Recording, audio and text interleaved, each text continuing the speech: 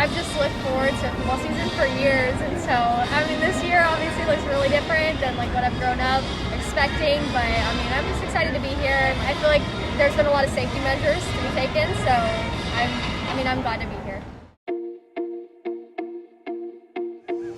Who mourns? Let's go! 15,000 people attended UT football's home opener on Saturday in a stadium built to house up to 100,000. Still, it was possibly the largest event Austin has seen since March. Back in August, Austin public health officials shared their concerns about UT's intention to host such a large event. Packing 25,000 people in, even in a 100,000 seat stadium, introduces a lot of risk, not only to the people who are there, but to the community as well. On Wednesday, September 9th, 3 days before the game, the university announced that all students with the big ticket would need to test negative via a rapid COVID-19 test in order to attend Saturday's game.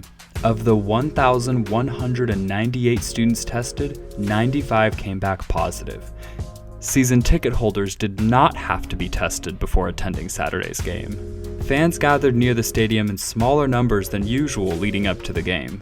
Bevo Boulevard and tailgating have been shut down and banned. Streets surrounding the stadium were pretty bare. It wasn't like a lot of activity. I think the fact that there weren't any tailgates or any like Bevo Boulevard activities really made the difference. Less than an hour before kickoff, fans and students had mixed feelings about UT's policies and preparations.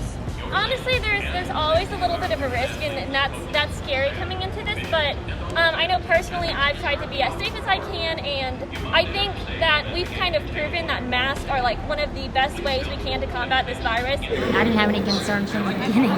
I'm not big into it at all. I don't think it really matters either way, but you gotta follow guidelines. This is not the new normal. No matter what people keep saying, it's not. I thought that with the COVID testing yesterday, just being a day before the game, that was really safe. Yeah, it was a lot quicker and easier than I thought. I've been tested like 4 times, so I was like, let's go, here we go again. I'm not a big mask wearer. As you can see, a lot of people are wearing them all the time, and we are not. We will wear them when they tell us we have to in order to go see the football game. So, go see a football game, I will dress in a plastic suit.